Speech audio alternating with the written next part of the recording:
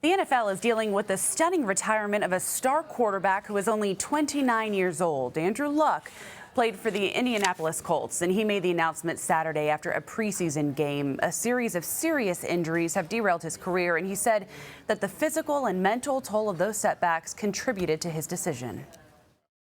I've been stuck in this process. I haven't been able to live the life I want to live, taking the joy out of this game. And after 2016, where I played in pain and was unable to regularly practice, I made a vow to myself that I would not go down that path again.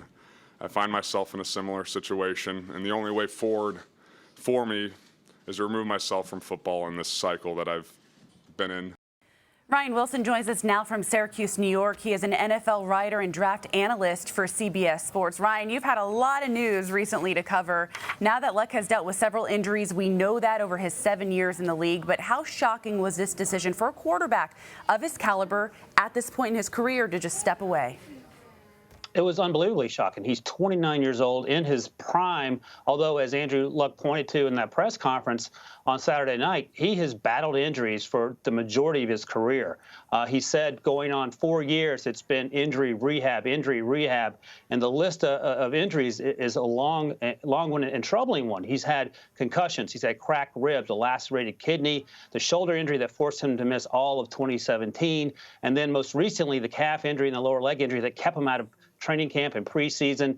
And some of us in NFL circles thought he might miss a game or two. There was no inkling that he would decide to hang it up and leave the Colts in a lurch in terms of what they're going to do moving forward. He's the most important part of this franchise, and now they have some decisions to make about how they're going to attack the 2019 season. Will you put his skill and ability in perspective for some of us? What will he be remembered for? What were some of his career accomplishments? He was the first overall pick in 2012. The Colts were able to draft him because they went 4-12 the year before, when Peyton Manning, a future Hall of Famer, had suffered several neck injuries and had neck surgeries and wasn't able to play that season. So they fell high into the draft to get Andrew Luck. And he is a transcendent talent. He's much in the same way as we talk about Tom Brady and Peyton Manning, of an incredibly special player. The difference between Luck and Peyton and Tom Brady is that Luck has been beset by injuries and has not been able to overcome them. And you can tell, you could hear in his voice, he was incredibly upset about that development, and he talked about being in a dark place. And I feel like if he had just been able to stay healthy, he would have been a truly special player, a no doubt shoe-in Hall of Famer. But now that his career's been cut short at 29 years old by his own doing, it'll be a different story to tell. And now the Colts, once again, have to figure out how to move forward without their best player. Let's talk about the timing of all this, because this retirement comes less than 2 weeks before the start of the regular season. So how is his decision now going to impact the Colts, the rest of the league? How do they move forward? So it sounds like Andrew Luck, and he mentioned this in the press conference, has been thinking about this for about 2 weeks. And I think he was just frustrated with being unable to get over the latest batch of injuries. So what do the Colts do now? General Manager Chris Ballard has done a fantastic job of building a young, really good Colts team that was built around Andrew Luck. Now they have to move forward with backup Jacoby Brissett. And the good news is Brissett has been there for 2.5 years. He was traded from New England Patriots to the Colts on September 2nd, 2017. He was forced into the starting lineup 8 days later. And not surprisingly, he struggled that 2017 season, but he has 2 more years in the system. They think very highly of him in Indianapolis, and he's playing for Coach Frank Reich, who is really good with young quarterbacks. So given the weapons he has around him on offense and a very good young defense, there's a chance the Colts will be okay. Now, look, they won't be nearly as good as they would have been with Andrew Luck, but they have a chance to compete in that division, which is still up for grabs, even though Luck is now retired. As we talk about the Colts now dealing with the Luck retirement, we've got the Carolina Panthers facing a quarterback scare as well. We saw Cam Newton limp off the field during Thursday night's preseason game. What's his injury status, and how concerned should the Panthers be?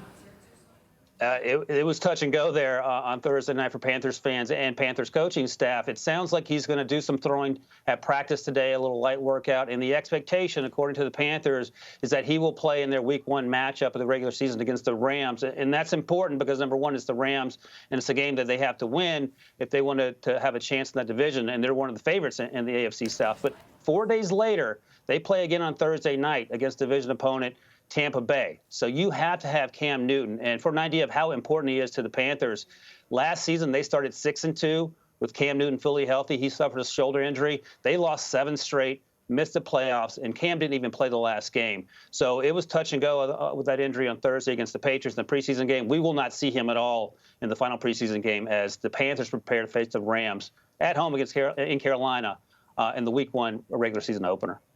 So let's move now from injuries to contracts. We've been hearing from star running backs Ezekiel, Elliott of the Cowboys, Melvin Gordon of the Chargers, not playing because they want new contracts with their teams. How likely is it going to be settled before Week 1? Well, the reality is that Zeke Elliott is much more important to the Cowboys than Melvin Gordon is to the Chargers. They're both great players, but Zeke Elliott is a difference maker. He's led the league in rushing the last 2 years. He's in Cabo the last we heard. It sounds like they're moving closer, but there's been no confirmation of that from either camp, either the Cowboys or Zeke Elliott. Zeke Elliott actually did an interview today with Maxim and admitted that he wants to play for the Cowboys and retire as a Cowboy. And the issue is that the Cowboys don't want to make him the highest paid running back, even though by most accounts he is. So they're going to have to sort that out. And I feel like if they start 0-2 and Zeke isn't there, the Cowboys will make him the highest paid running back because they just have to have him on that roster. Melvin Gordon's a different story. The Chargers reportedly offered him $10 million, which is like second-tier money for high-paid running backs, and he's not interested in taking it. His holdout could last into the season, but here's the deal. For the Chargers, that team goes through quarterback Phillip Rivers and wide receiver Keenan Allen. They have players that can replace Gordon, not quite at that level, but enough to where that offense can still click. So those are things they have to sort out. I expect Zeke back sooner than Melvin Gordon. All right. Ryan Wilson, thank you so much for joining us.